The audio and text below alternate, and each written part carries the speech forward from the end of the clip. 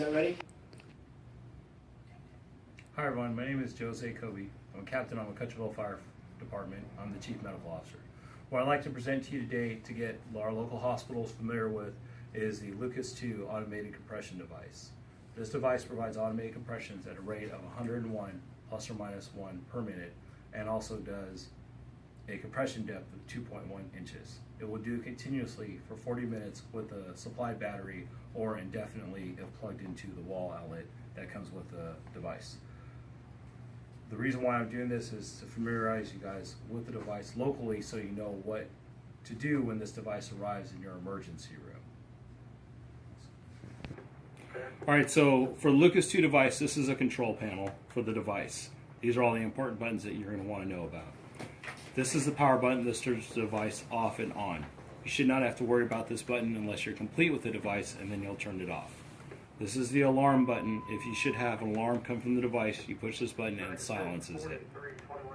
Battery power, obviously if your battery power starts getting down, the last LED will turn red and start to blink. At that point it probably needs to be plugged in, or we need to revert back to manual CPR as the device will stop at some point. The device, after being on for 5 minutes, as you see, will turn itself off if it sees no use. This button here is how we adjust our suction cup. Basically, we can go ahead and press this button down, and then we can adjust our suction cup up and down to get it lined up on the patient in the center of the breastbone. Once in position, we hit pause. That'll lock the suction cup in place, and that'll allow the machine to gauge its own depth. And then at that point, we either can do 30 to 2, which is what most likely our fire department will be doing prior to the placement of an advanced airway. However, when the patient arrives to the emergency room at that point, I imagine they will have an advanced airway placed, whether it's an iGel, combi tube, or endotracheal tube. At that point, the device will be running on the play position or the continuous position, which is the 100 compressions per minute. So the device will most likely arrive in this state. When the device arrives on your bed in your emergency room, what you can do to get a rhythm check is just merely press pause. Now you can go ahead and gain your rhythm check. If the person is in VTAC or VFib and a shock needs to be delivered to the patient, you can go ahead and resume. And when you resume, you can go ahead and deliver the shock through the compressions. You can also deliver all your medications through the compression. There's no need to stop for that. However, for rhythm checks or for pulse checks, you will need to pause the device. Should the device move, or after movement of the patient, the device walk either down or up the patient and need to be adjusted, all you have to do merely is push the pause button. That'll pause the device. Go ahead and press your suction cup button. Pull up on the suction cup.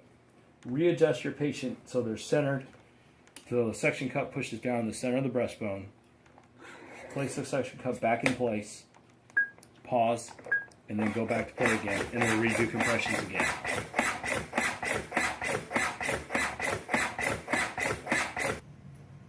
Okay, so once the device is done being used and you want to take the device out of service, what you do is go ahead and hit pause.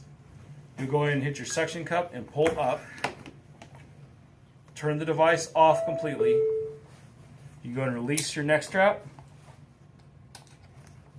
and then pull up on the green handholds here, and that will release the device from the backboard. Pull the device away and go ahead and place it on its side.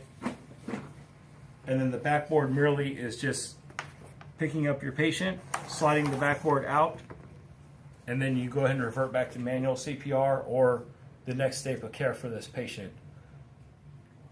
The other thing to remember about this device, however, is the backboard itself is not radio translucent. You cannot x-ray through this backboard. So if you have to do any chest x-rays, the backboard will have to be removed. Aside from that,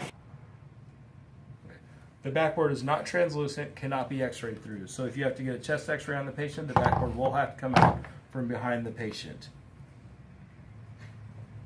Aside from that, if there's any questions, or if you guys have any questions, you can feel free to revert back.